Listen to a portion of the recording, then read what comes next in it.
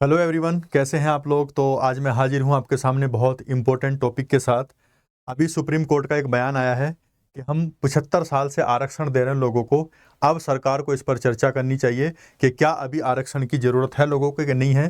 जो SC ST समुदाय है हमारा, या OBC हैं, माइनॉरिटीज़ हैं, जिनको आरक्षण दिया जाता है, जो आर्थिक रूप से कमज़ोर वर्ग है, जितने भी लोगों को आरक्षण दिया जाता है, क्या उनको आरक्षण दिया जाना चाहिए कि नहीं।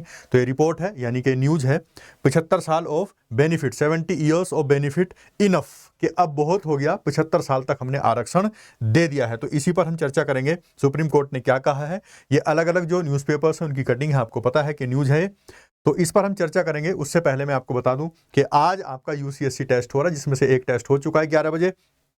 अगला टेस्ट होगा शाम 5 बजे। तो आप डिस्क्रिप्शन में लिंक दिया, जाके उसको रजिस्टर करिए खुद को, जाके 5 बजे वाला टेस्ट दे दीजिए। वहां पर आपको जो स्कोर है आपका, अगर वो अच्छा होता है तो 90% तक स्कॉलरशिप मिलेगी, लैपटॉप, स्मार्टफोन और बाकी गिफ्ट भी आपको मिल जाएंगे। इसके अलावा अनअकैडमी आगाज बैच स्टार्ट किया है, आरंभ। ये दोनों इंग्लिश में है, इग्नाइट इंग्लिश में है और शिखर 2026 के लिए हिंदी में है। इस बैच में मैं मॉडर्न इंडियन हिस्ट्री पढ़ा रहा हूँ। अगर आप इसको ज्वाइन करना चाहते हैं तो स्टार्ट हो चुका है 8 तारीख से, आप बैच ज्वाइन कर सकते हैं। इसके अलावा अगर आप 2025 की तैयारी कर रहे हैं तो प्रीलिम सक्सेस प्रोग्राम आया है 2025 के लिए।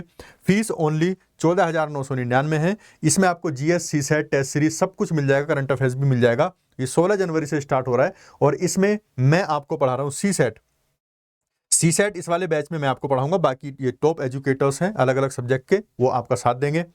इन सबको अवेल करने के लिए आपको कोड इस्तेमाल करना पड़ेगा, PA UPSC। मैं यहां लिख देता हूं, PA UPSC। अगर आप ये कोड इस्तेमाल करेंगे तो आपको डिस्काउंट मिल जाएंगे सारे। तो इसको आप जरूर करें।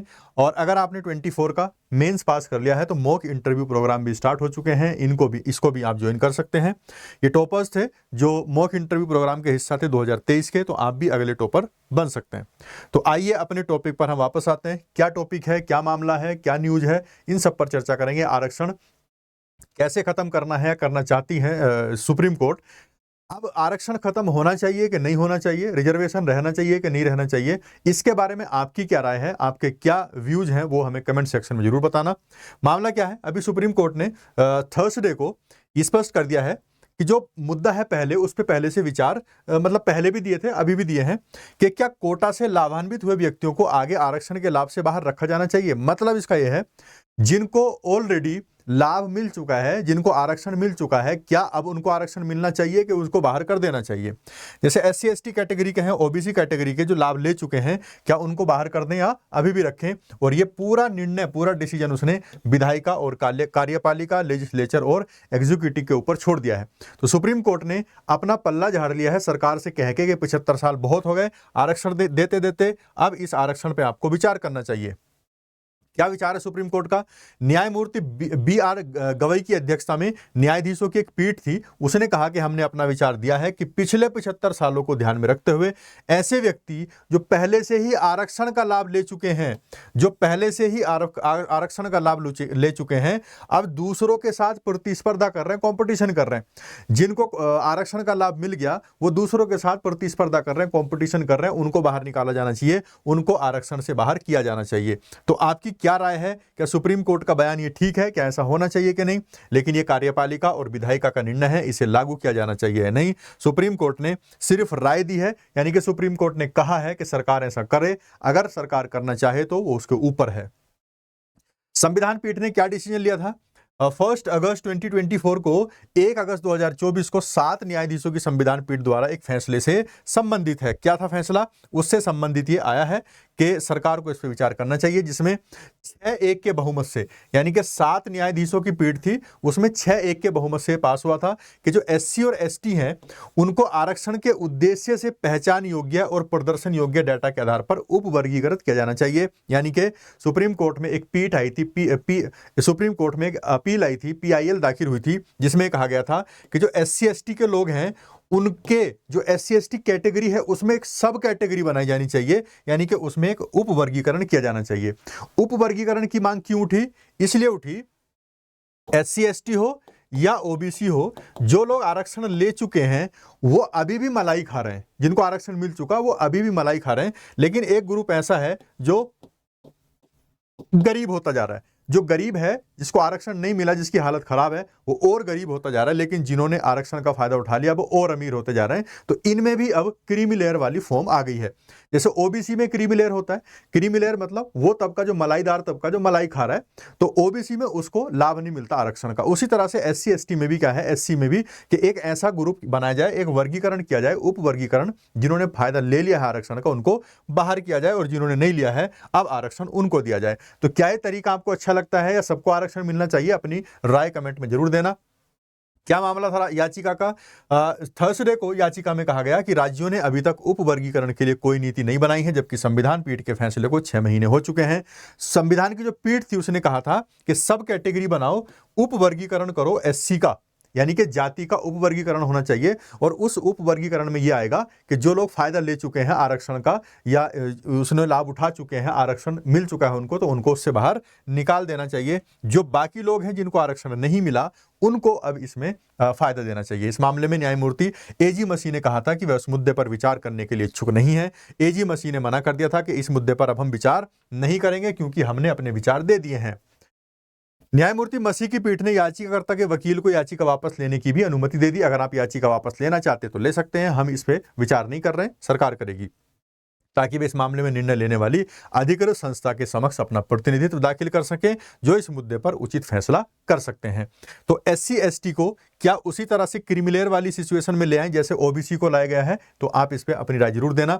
भारत में आरक्षण का इतिहास क्या रहा है? इसकी शुरुआत आरक्षण की यानी कि रिजर्वेशन की शुरुआत ब्रिटिश इंडियन पीरियड से हुई थी और भारतीय स्वतंत्रता के बाद जो आज का आरक्षण सिस्टम है, जो आज का रिजर्वेशन सिस्टम है, वो हमारी आजादी के बाद स्टार्ट होता है। संविधान के तहत आरक्षण नीति की शुरुआत मुख्य रूप से समाज के कमजोर वर्ग जैसे एससी है, एसटी हैं, उनके लिए, आर्थिक रूप से पिछड़े वर्गों के लिए यानी कि ओबीसीज के लिए, उनके लिए स्टार्ट की गई थी। तो जो भारत के पिछड़े लोग थे, जो दबे कुचले लोग थे, एससी एसटी ओबीसी, उनको आगे बढ़ाने के लिए, उनको समाज की मुख्य धारा में लाने के लिए आरक्षण स्टार्ट किया गया था। इसके क्या क्या घटनाक्रम है, कहां से स्टार्ट हुआ? ब्रिटिश शासन के दौरान भारतीय समाज में जातिवाद और सामाजिक असमानता को लेकर जो अलग अलग आयोग हैं और उनकी समितियां हैं, उनके द्वारा विचार किए गए थे। बहुत सारे समाज ऐसे थे पहले, ब्रिटिश पीरियड से पहले भी और ब्रिटिश पीरियड के टाइम पे भी, उनके साथ बहुत ज्यादती हुई थी, उनके साथ बहुत ज्यादा अत्याचार हुए थे। तो उनको लोगों के साथ जोड़ने के लिए, समाज की मुख्य धारा में जोड़ने के लिए, सामाजिक सिस्टम को सही करने के लिए आरक्षण सिस्टम आया था। सबसे पहले आई थी कैम्फर्ड कमेटी 1917 में और फिर मोंटेग्यू चेम्सफोर्ड सुधार 1919 में। तब जाके आरक्षण की शुरुआत हमारी मानी जाती है। उस टाइम पर मुसलमान और अन्य धार्मिक जो समुदाय थे उनके लिए अलग राजनीतिक प्रतिनिधित्व दिया गया था। निर्वाचन प्रतिनिधित्व कह दे या राजनीतिक प्रतिनिधित्व, यानी कि इलेक्शन में उनको अलग से प्रतिनिधित्व का मतलब यह है कि अगर मुस्लिम कैंडिडेट खड़ा होगा तो उसको मुस्लिम ही वोट डालेंगे, अगर सिख या एंग्लो इंडिया सिख या जो अंग्रेज थे वो खड़े होंगे तो अलग से उनको वोट इस तरह से डालेंगे, यानी कि उनके ग्रुप ही उनको वोट डालेंगे। उसके बाद 1932 में डॉक्टर अंबेडकर ने पूना पैक्ट या पूना समझौता किया था। उसमें अनुसूचित जाति के जो लोग थे उनके आरक्षण की, उनकी रिजर्वेशन की बात की थी पूना पैक्ट में। और फिर गवर्नमेंट ऑफ इंडिया एक्ट आया था 1935 का, जिसमें आरक्षण को शामिल किया कर लिया गया था। तो 1935 का अधिनियम जो गवर्नमेंट ऑफ इंडिया एक्ट है या पूना पैक्ट 1932 का, यहां पर भी इसमें आरक्षण की बात की गई थी। भारतीय संविधान क्या कहता है? स्वतंत्रता प्राप्ति के बाद भारतीय संविधान में आरक्षण नीति को स्थापित किया गया। जब हम आजाद हुए 1947 में, तो हमारे संविधान में भी हमारी जो आरक्षण की व्यवस्था है उसको शामिल किया गया। और अब इसको इंपॉर्टेंट है, ध्यान रखेंगे, आर्टिकल 15 और 16 दोनों में जो है आरक्षण का, रिजर्वेशन का प्रावधान किया गया है, जिसमें एससी और एसटी के लिए शैक्षणिक संस्थानों में आप एजुकेशन, जो एजुकेशनल इंस्टीट्यूट है उनमें आरक्षण ले सकते हैं, और जो गवर्नमेंट जॉब्स हैं उनमें भी आपको आरक्षण मिलेगा आर्टिकल 15 और 16 के तहत। एससी एसटी को 15 और 16 के तहत जॉब में और एजुकेशन में या एडमिशंस वगैरह में आपको आरक्षण दिया जाएगा। इसके बाद ओबीसी के लिए भी आरक्षण की मांग उठ गई और आया मंडल आयोग 1980 के टाइम पर। मंडल आयोग बनाया वीपी मंडल की अध्यक्षता में। इन्होंने भी कहा कि ओबीसी को 27% आरक्षण दिया जाना चाहिए। 1980 में गठित हुआ था मंडल आयोग और इसने ओबीसी के लिए 27% आरक्षण की सिफारिश की कि ओबीसी जो अदर बैकवर्ड क्लासेज है उसको 27% आरक्षण दिया जाना चाहिए। उस टाइम के जो तत्कालीन प्रधानमंत्री थे 1990 में, उन्होंने ये बात मान ली और ओबीसी को 27% आरक्षण लागू कर दिया। तो एससी एसटी के लिए, ओबीसी के लिए आरक्षण की सुविधा हमारे लिए आ गई थी। फिर होता है संविधान संशोधन 1992। इसमें कास्ट बेस्ड आरक्षण, जो जाति आधारित आरक्षण है, उसको संविधान में संविधान का संशोधन हुआ, 76वां संविधान संशोधन अधिनियम, और फिर संविधान में शामिल कर लिया।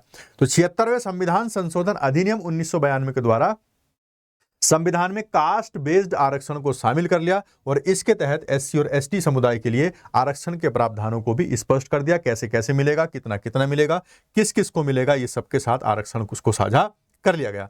तो ये था हमारा सेशन छोटा सा, सुप्रीम कोर्ट ने क्या कहा है। सुप्रीम कोर्ट से अगर ये बात निकली है, सरकार तक जारी है, तो इसके कोई मतलब होंगे। तो क्या आपको लगता है आरक्षण समाप्त होना चाहिए या आरक्षण में तरीके बदलने चाहिए आरक्षण के? क्या आपकी राय है कमेंट सेक्शन में जरूर बताना। तो आज के लिए इतने रखते हैं, उम्मीद है आपको सेशन पसंद आया होगा। फिर मिलेंगे नए टॉपिक में, तब तक के लिए बाय, थैंक्स फॉर वॉचिंग।